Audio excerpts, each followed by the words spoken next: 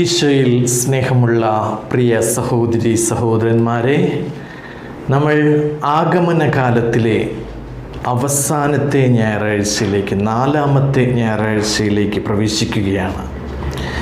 ആഗമനകാലം നമ്മുടെ ആരാധനാ വർഷത്തിലെ ഒരു മരിയൻ കാലം കൂടെയാണ്. ഈശോയുടെ മനുഷ്യാവതാര രഹസ്യത്തിൽ നാം ഏറ്റവും അധികം അനുസ്മരിക്കുകയും ധ്യാനിക്കുകയും ഒരുമിച്ച് പ്രാർത്ഥിക്കുകയും ചെയ്യുന്ന വ്യക്തിത്വമാണ് പരിശുദ്ധ കന്യകാമറിയത്തിൻ്റേത്. ഈ ആഴ്ചയിൽ സുവിശേഷം മറിയം എലിസബത്തിനെ സന്ദർശിക്കുന്നതാണ് നമ്മൾ വായിക്കുന്നത്. പ്രിയപ്പെട്ടവരെ, എവങ്കേലിയം ക്രിസ്തിയിലേക്ക് സ്വാഗതം.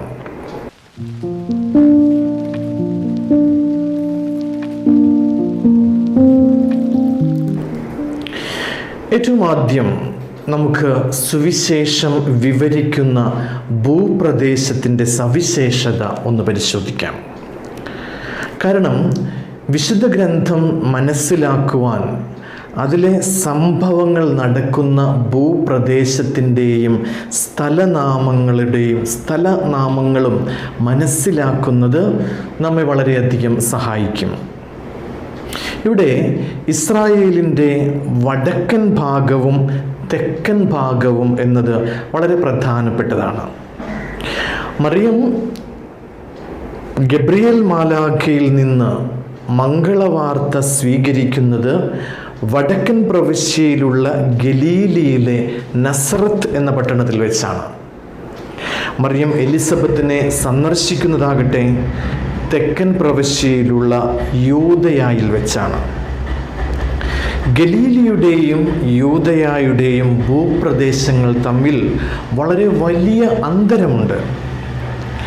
നസറത്ത് സ്ഥിതി ചെയ്യുന്ന വടക്കൻ പ്രദേശമായ ഗലീലി എന്നത് വളരെ സമൃദ്ധമായ, ഒരുപാട് പച്ചപ്പുകൾ നിറഞ്ഞ, ഫലഭൂയിഷ്ടമായ, സൗകര്യം നിറഞ്ഞതായ ഒരു പ്രദേശമാണ്.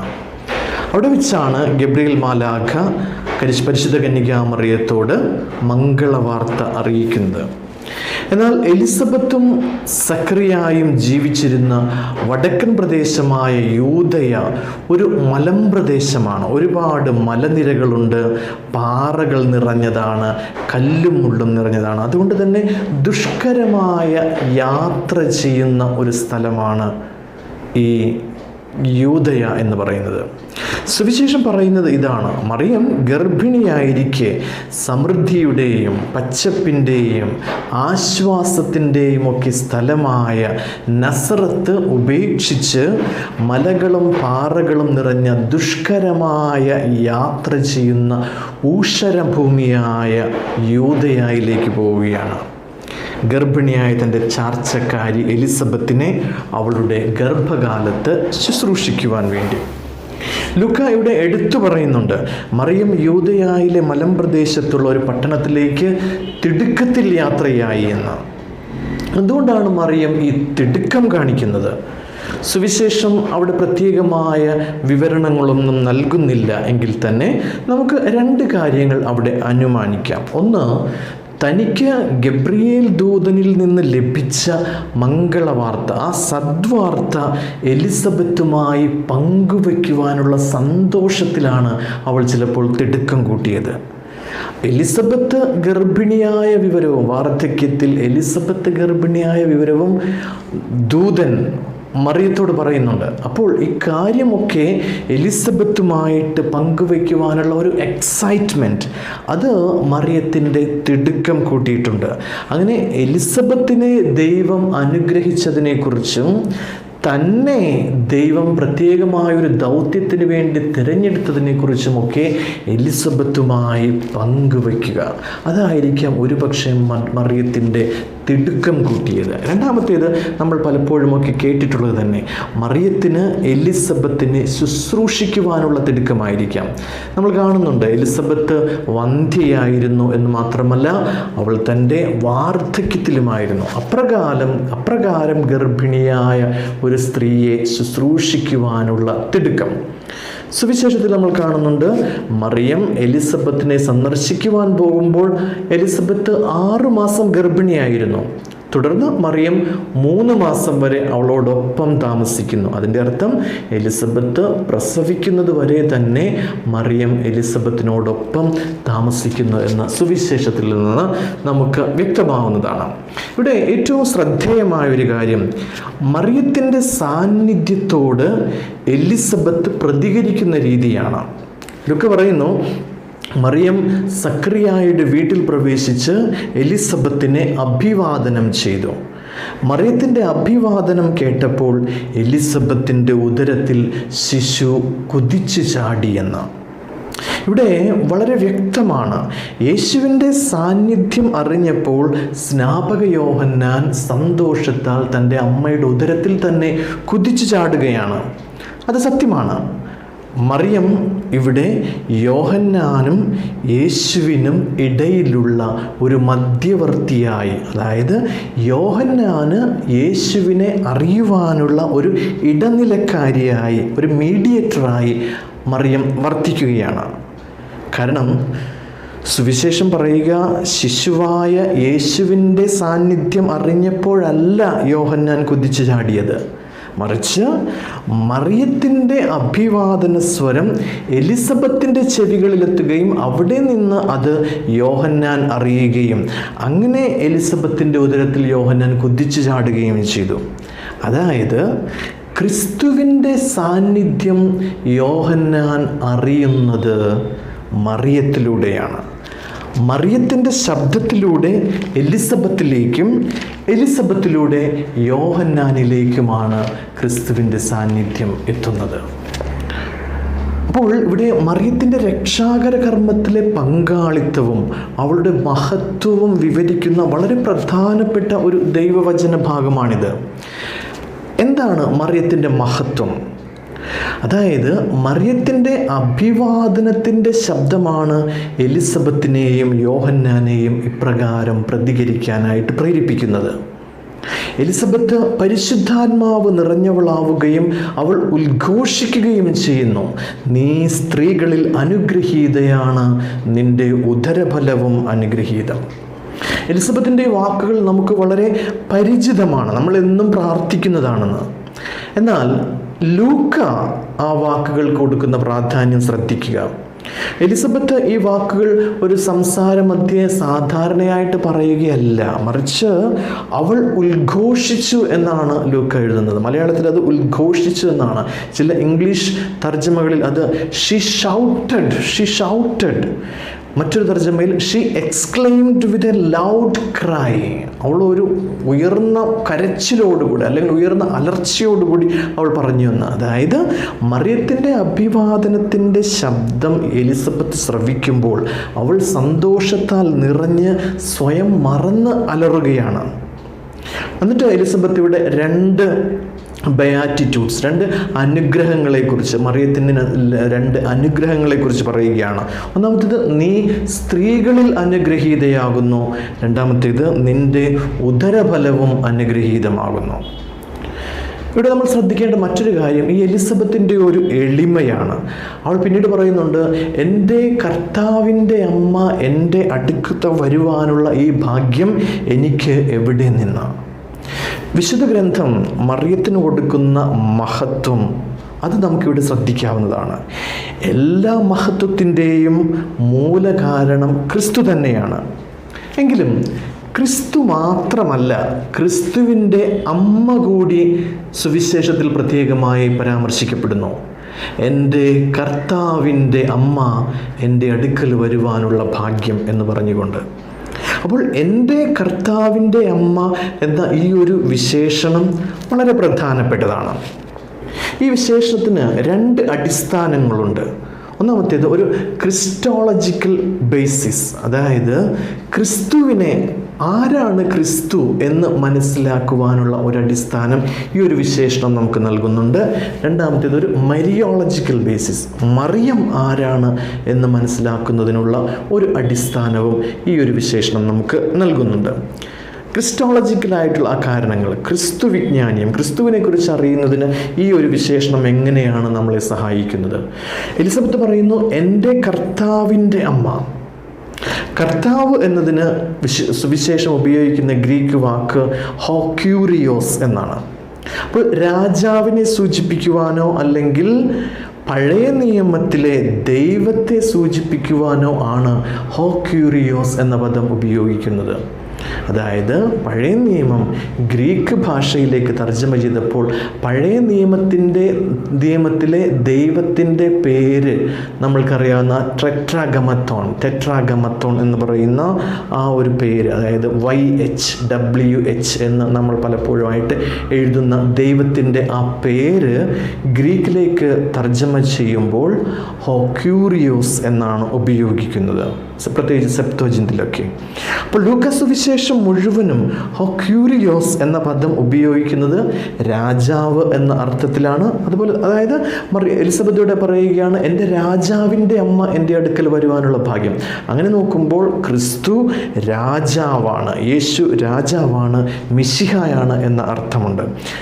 അതുകൂടാതെ തന്നെ ലൂക്കാസ് സുവിശേഷത്തിൽ ഹോക്യൂരിയോസ് എന്ന പദം ഉപയോഗിക്കുന്നത് യേശു വെറും ഒരു രാജാവ് എന്ന നിലയിലല്ല, മറിച്ച് യേശു ഒരു ദൈവിക രാജാവാണ്.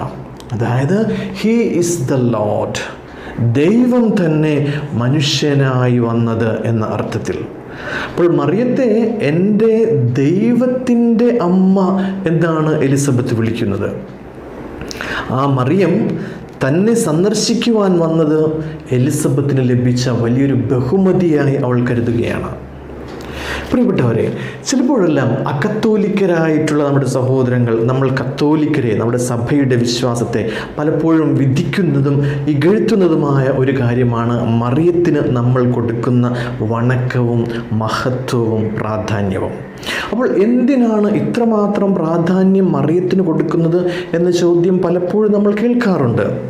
അവർ പറയുക, യേശുവിന് കൊടുക്കേണ്ട മഹത്വമാണ് നമ്മൾ പലപ്പോഴും മറിയത്തിന് കൊടുക്കുന്നത്. അതാണ് അവരുടെ വാദം. എന്നാൽ വിശുദ്ധ ഗ്രന്ഥം എന്താണ് പറയുന്നത്?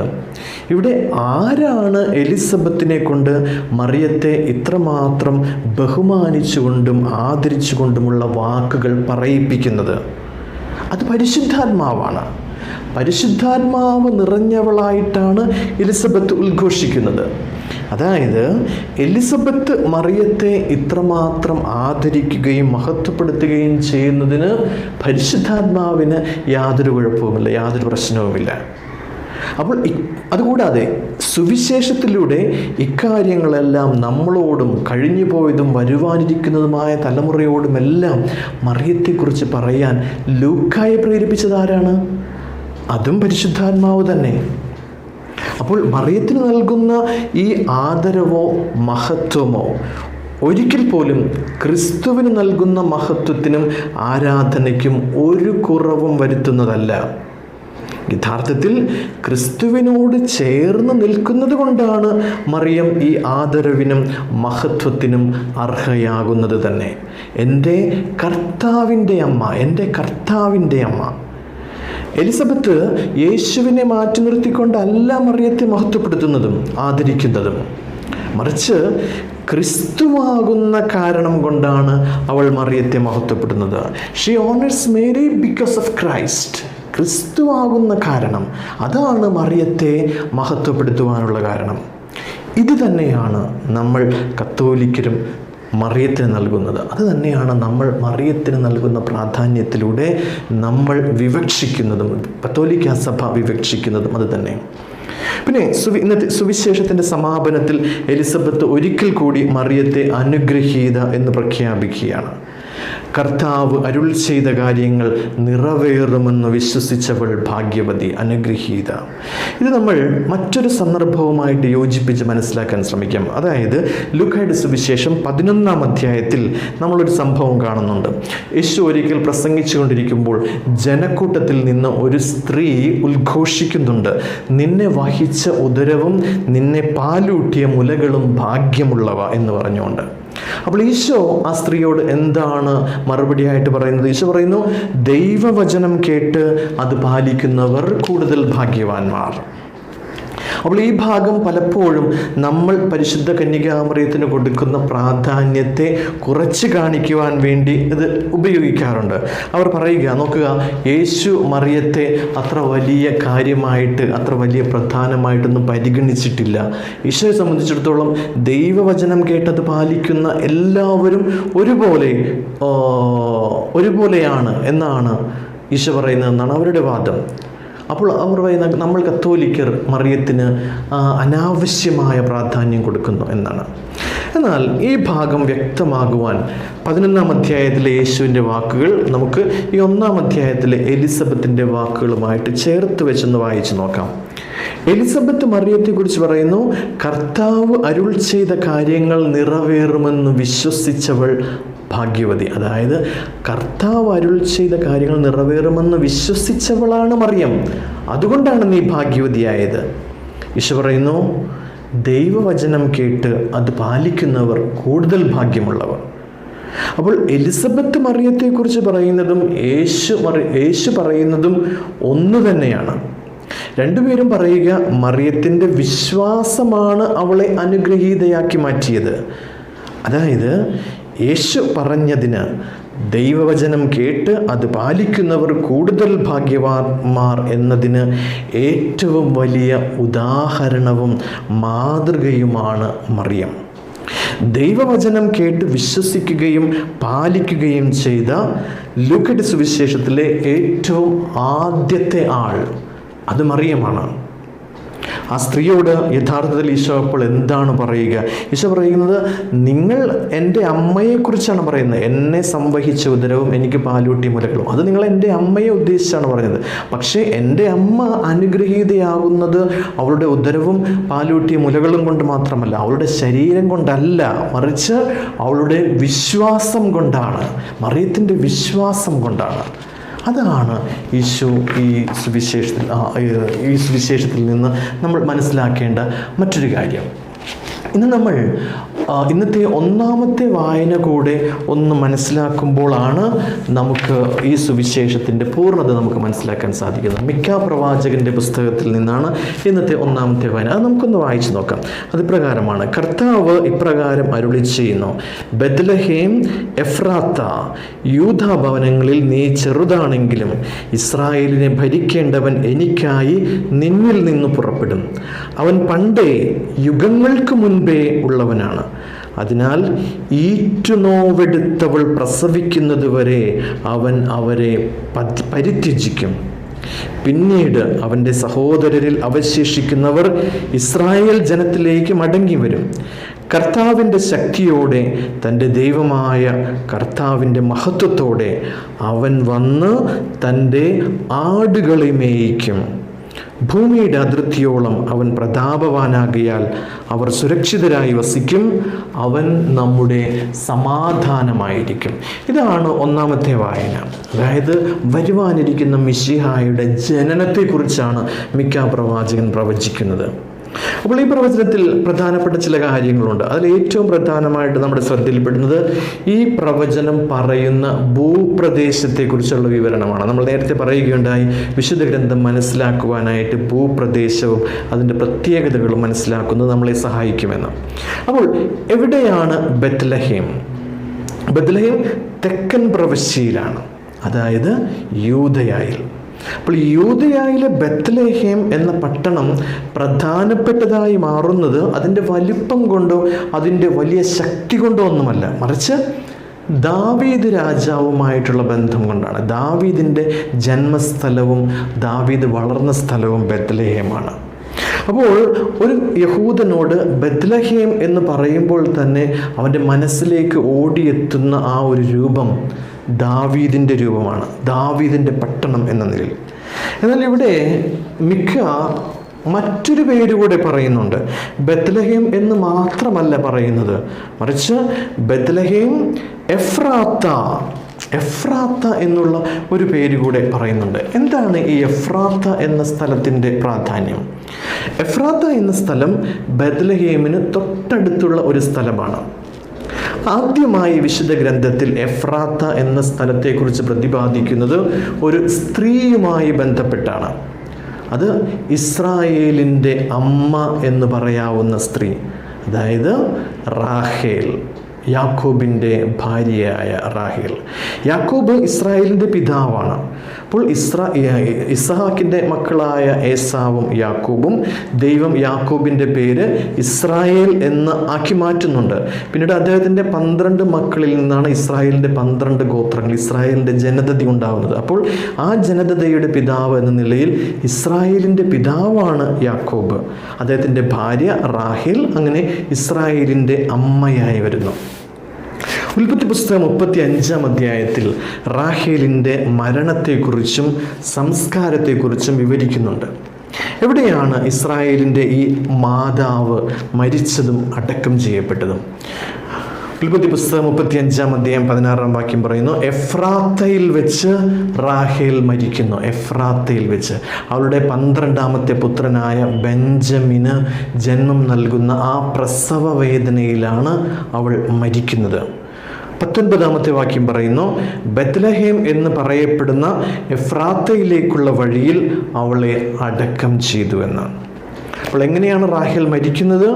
ബെഞ്ചമിൻ എന്ന പുത്രനെ പ്രസവിക്കുമ്പോൾ പ്രസവ വേദനയോടെയാണ് റാഹേൽ മരിക്കുന്നത്.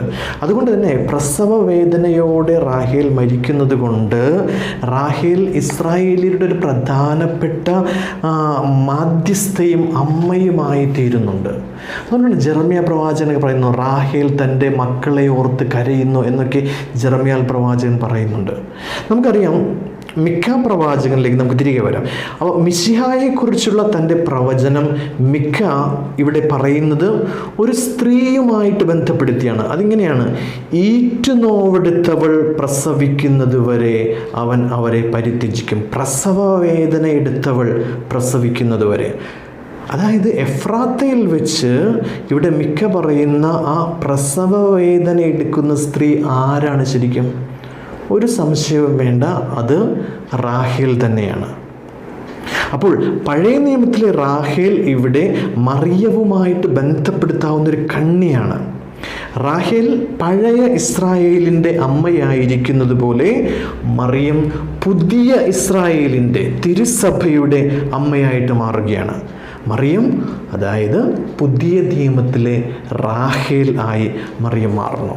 അപ്പോൾ റാഹേൽ തൻ്റെ മക്കളെക്കുറിച്ച് സഹിച്ചതുപോലെ, തൻ്റെ മക്കൾക്ക് വേണ്ടി മാധ്യസ്ഥം വഹിച്ചതുപോലെ മറിയം തൻ്റെ മക്കളെക്കുറിച്ച് സഹിക്കുകയും തൻ്റെ മക്കൾക്ക് വേണ്ടി മാധ്യസ്ഥം വഹിക്കുകയും ചെയ്യുന്നു.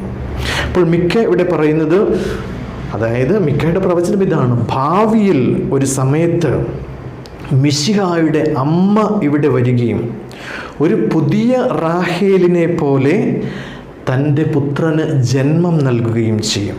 എവിടെ വരുമെന്ന്? ബത്ലഹേമിൽ, എഫ്രാത്തയിൽ വരുമെന്ന്. എവിടെയാണോ പഴയ ഇസ്രായേലിൻ്റെ അമ്മ മരിച്ചതും അടക്കം ചെയ്യപ്പെട്ടതുമായ സ്ഥലം, അവിടേക്ക് പുതിയ ഇസ്രായേലിൻ്റെ അമ്മ വരികയും ആ പുതിയ ഇസ്രായേലിൻ്റെ ഭരണാധികാരി, ആ അമ്മയിലൂടെ ഒരു പുതിയ ഭരണാധികാരി ഇസ്രായേലിനെ ഭരിക്കുകയും ചെയ്യും.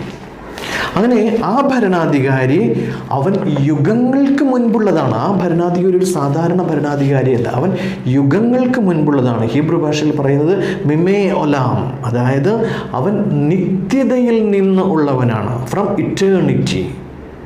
അതായത് ബത്ലഹേമിൽ, എഫ്രാത്തയിൽ ജനിക്കുവാൻ പോകുന്ന ഈ ഭാവി ഭരണാധികാരി അല്ലെങ്കിൽ രാജാവ് വെറുമൊരു ഭൗമികനായ രാജാവല്ല, മറിച്ച് ഒരു നിത്യനായ ദൈവികനായ രാജാവായിരിക്കും. An eternal king.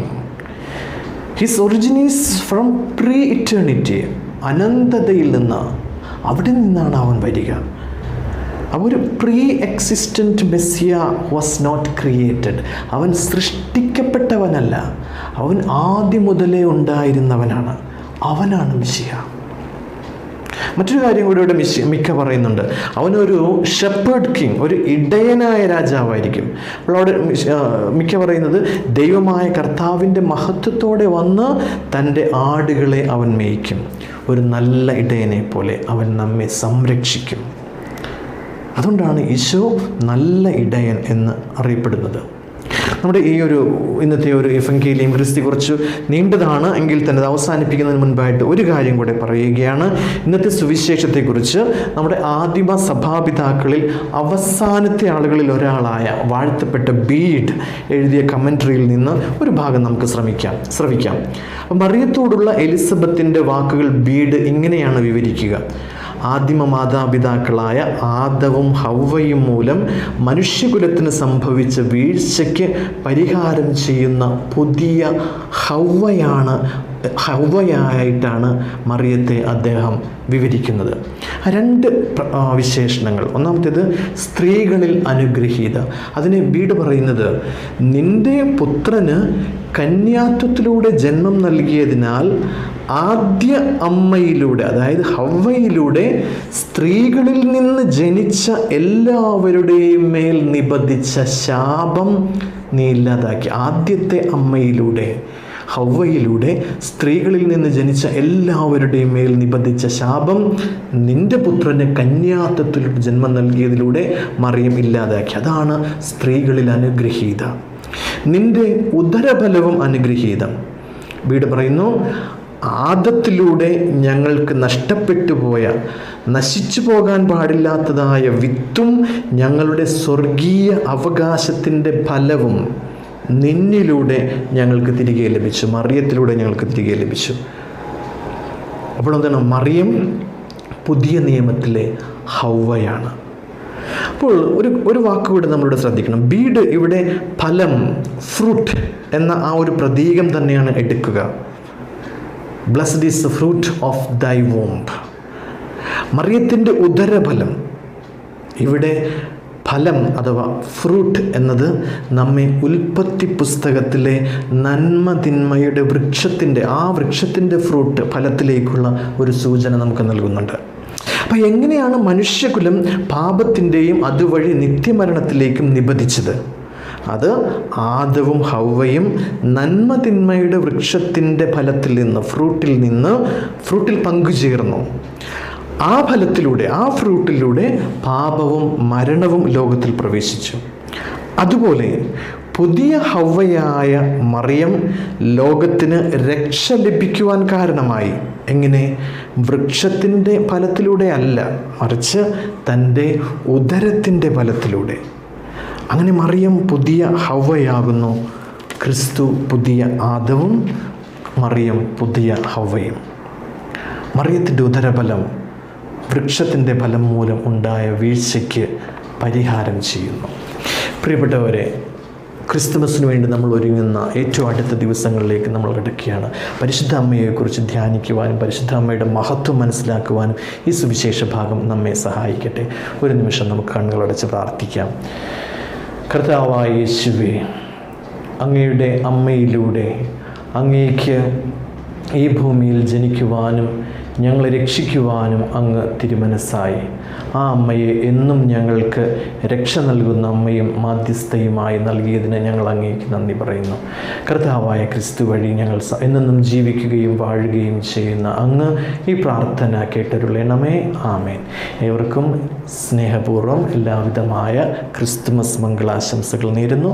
നല്ല ഒരു ഞായറാഴ്ചയും ആശംസിക്കുന്നു. നന്ദി.